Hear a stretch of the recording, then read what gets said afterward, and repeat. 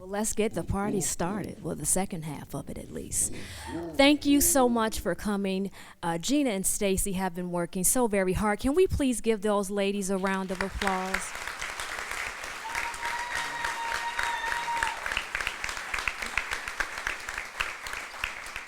Okay, so we're just going to get right into it, all right? Because after this, there's an after party, and I don't want to miss that.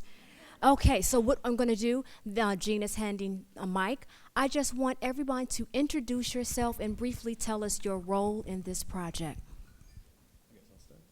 I'm Ryan Sokoloski, and I was the animator for the opening sequence.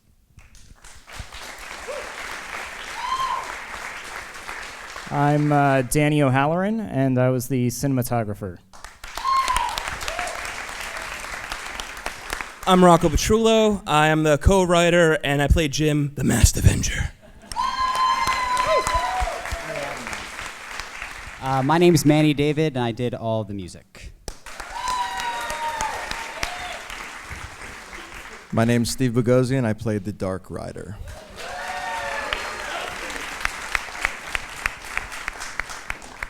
My name is GianCarlo Fernandez, and I am the co-writer, sorry, Rocco. The co-writer, it was Rocco's original idea, and the director of 28 Minute Epic. Hey, I'm Pat Lithgow. I played Dave Fisher, a.k.a. Spanky. Well, it's not a competition, but I'm from that little old music video, Get a Job.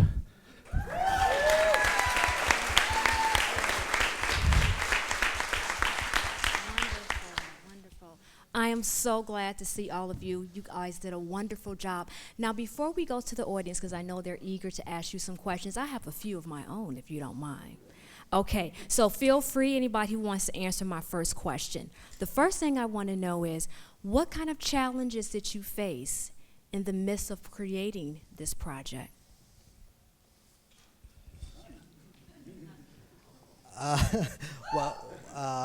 In our case, we made an entire feature-length R-rated superhero action comedy for $4,100. So you can imagine most of the time I was begging my tia Clelia to cook us food, or we were arguing over what type of bread we were going to buy for peanut butter and jelly sandwiches. It was really just money and begging people for locations, and we were lucky enough to have my beautiful girlfriend's mother and her father allowed us to use their restaurant for a location. Nick from Playtime Boutique allowed us to use their location.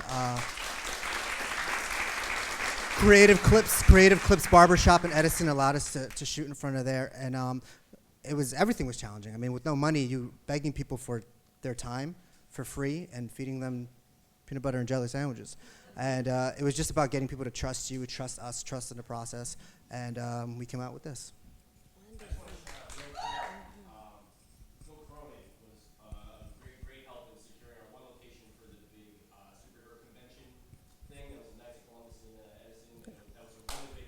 Exactly, yeah.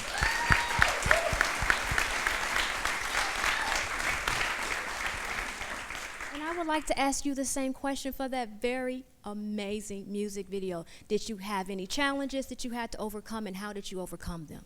The one challenge, surprisingly, was with PETA, because we were a SAG project, and the goat scene. And so we didn't tell them that we were filming it that day. But in the music video, we had a lot of aloha from all the super talent. There was Mick Fleetwood. He was playing the drums. Willie Nelson, Pat Simmons of the Doobie Brothers, Willie Kay, and Eric Gilliam.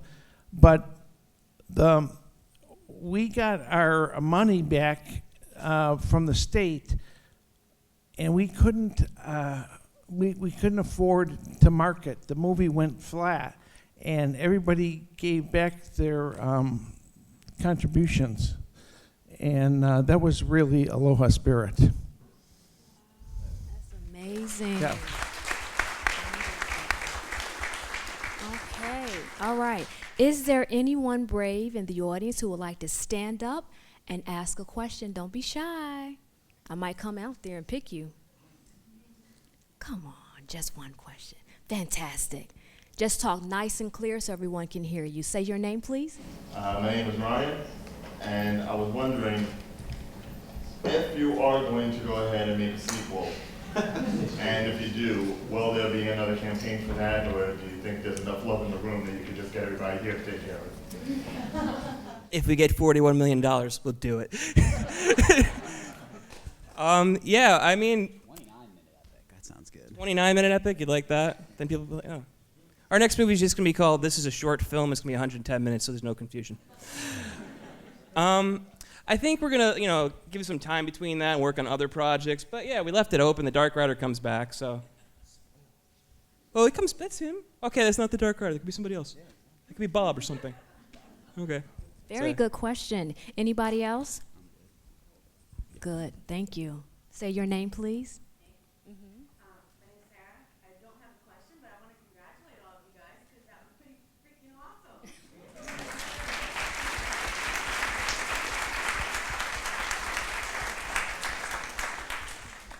Good. Anyone else? Good. I have a question for Rocco and his character. What was the reason for doing all of that? What was the true meaning behind that journey? Was it for the money or, relating it to the character? I think it was, people get bored with their everyday life, and Jim's a dreamer. And he always wanted to be a superhero, but he always had Dave to keep him grounded. But when he saw this opening that everything was lost, he figured, I can do this, and if I could just do it the right way, we could make money with this. So that's why he sticks with it. Dave's very hesitant, but Jim's like, just come on, we could do it. And the more the Dark Rider fucks things up, I dropped the first F-bomb.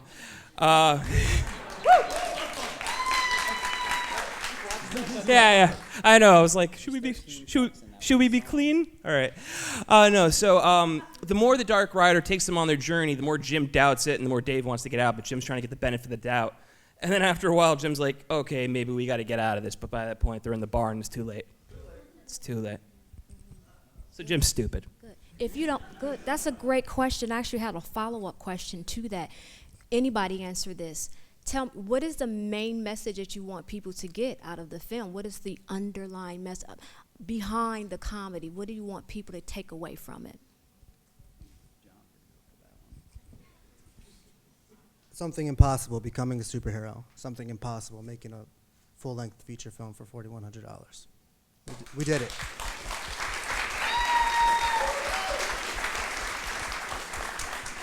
Any other questions? Good, wonderful. What's your name?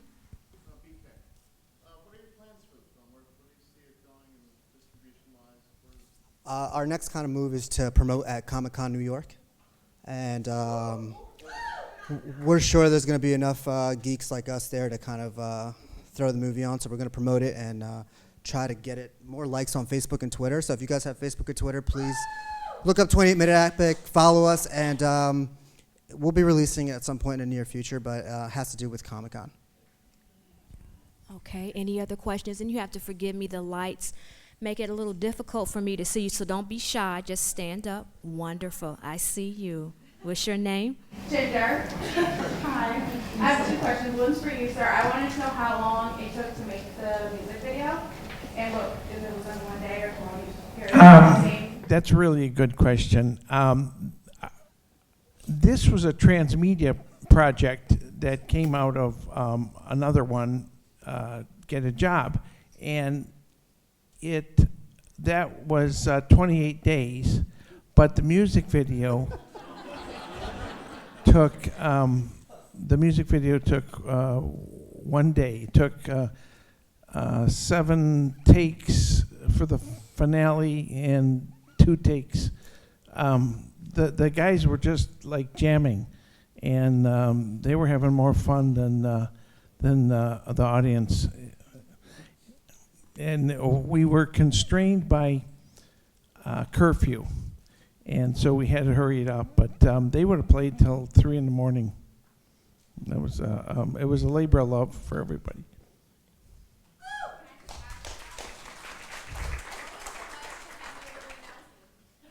Well, amazing, he didn't smoke or drink that evening.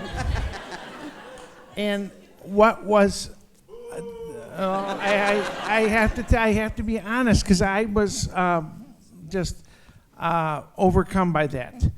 I wanted to see all these stories and his reputation, but what was more amazing is how short he is. He is 5'5", 5'6" at the max, and that just flabbergasted me. I couldn't believe it, and but charming. He stayed up as late as he could, and went partying with everybody, but he didn't partake. Great questions. Okay, we're going to take 2 more questions before we have to wrap up. Wonderful. What's your name?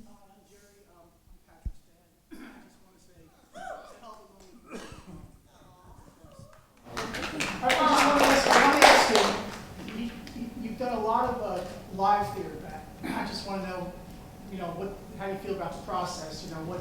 How does it compare, this to doing the live theater? Well, the one big difference is obviously that we could do different takes. Live theater, obviously, you can't go back and say another line, while you're right here on stage. It's that's the real main difference there now. With that, doing different takes, you can always say a line differently, or do a move differently, or do something differently. So in that aspect, it's good, so that they have other things, like GianCarlo and Danny had other things to look at and see which one was best. And as far as like rehearsal process or like things of that nature, the live theater is so much more strict in that it has to be this, very, very rigid. When on, shoot days, they would hand us the side and we would go over our lines, like an hour before and have it down. And then we would ad lib and stuff, and it, that was the fun part about it, really, was that we got to mess around on set a pretty decent amount of the time, which made for good, certain good things and certain terrible things, because Rocco likes to take a joke way too far. But that was the main difference. But that was the fun part too, because we got to play around a little bit, so that was great. Well, one thing I want to congratulate you guys.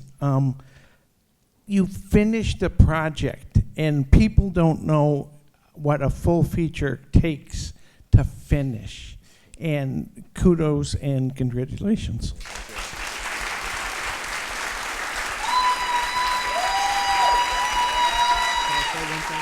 Sure.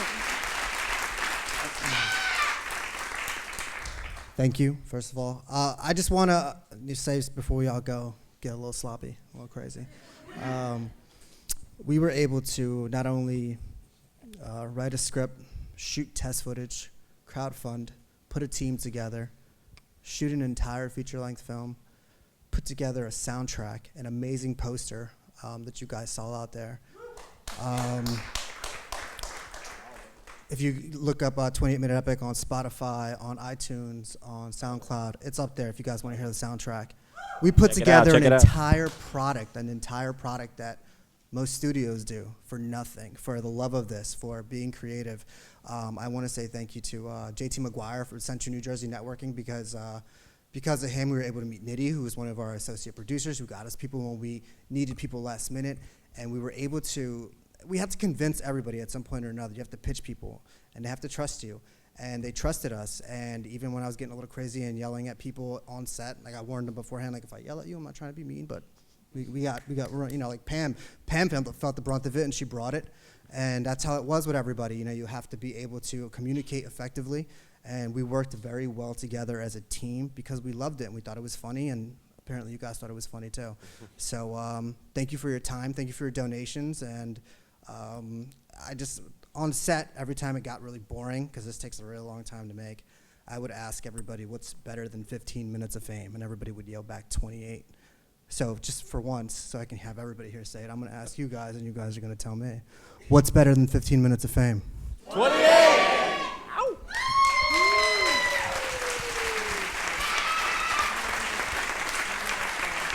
Okay, fantastic. One more question. I'm in the back there. Yeah, Wonderful. So, but my name's Phil. As you said, GianCarlo, independent filmmaking is it's a task. Some people in this room probably know what the trial life is. And I also give you my biggest compliments for finishing it. What was your best day? What was your worst day? And for everybody in this room, what advice would you give them for going on such an endeavor, even to do a short film? Great question.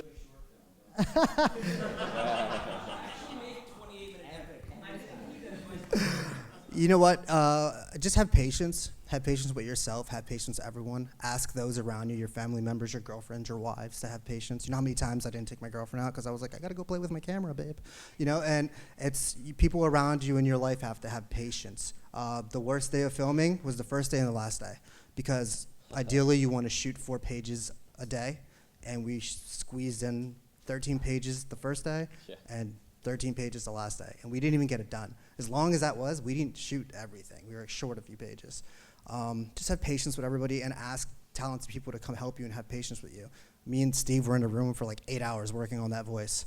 You know, like trying all different things. Me and Manny listened to music and talked about all types of inspiration about music and where it's coming from, and you know, and me pretending to know more about music than I really did, and him kind of bringing me down and saying, no, John, that's not good. Me and Rocco butted heads the entire time, but you saw what happened.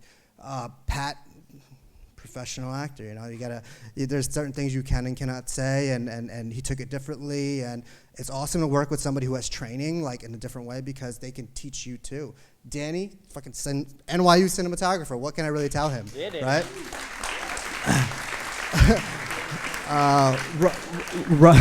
Ryan, I mean, you saw that animation. How cool was that animation? It was beautiful. It really brought it too. And then Vanessa, who's not up here with us, I mean, collaborated with us on the poster and really kind of brought us down to earth. Like, guys, please, it's one poster. Let's relax.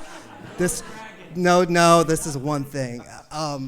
We trusted it. You know, again, I say it over and over. It's just about trusting each other and have patience with everybody. Everybody asks people to have patience. Be prepared to be really broke. It was a real sense of family on this project. It really was, especially being at GianCarlo's house all the time. It was just awesome. It was like a 28-minute family. That's how it really went. And there's one thing I would say, specifically from the actor's point of view, and watching it also collaborate across the way, watching these guys work, having a director that has a clear vision and can accurately describe what he wants every time that you're doing a take, I thought was invaluable for us, the three of us. Absolutely. It gave us such just a way to play off each other, and then what not to do, what worked, what he was seeing. I mean, I can't say enough. GianCarlo was fantastic in this film, and I think that really what you saw is really an amazing thing between him and Rocco's vision, but just how it actually finally turned into what it was is just nothing short of amazing. Yeah, so. Absolutely. Yeah. Awesome. I have a question for you. Tell me, my last question here, I want to ask you, what is the message that you want everybody to take?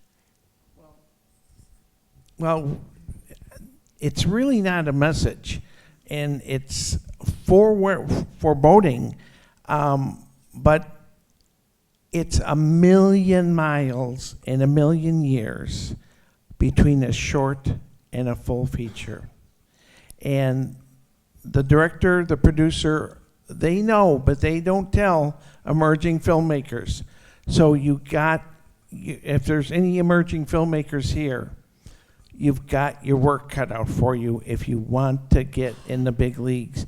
And this shows it can be done, but you really have a lot of work to do because it's 1,000,000 miles. It's a big gap between doing a short and a full feature.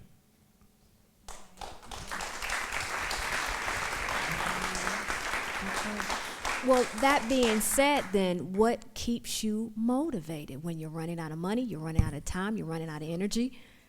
What keeps you motivated? I think it's just a labor of love. That's it. It's passion. People, when you're doing a full feature, you're in the major leagues, no matter if it doesn't make $1 or if it makes $1 million. And when you're in the major leagues, you're passionate. You're passionate. You look at an NFL football player, they would play for free. You're passionate. Yeah.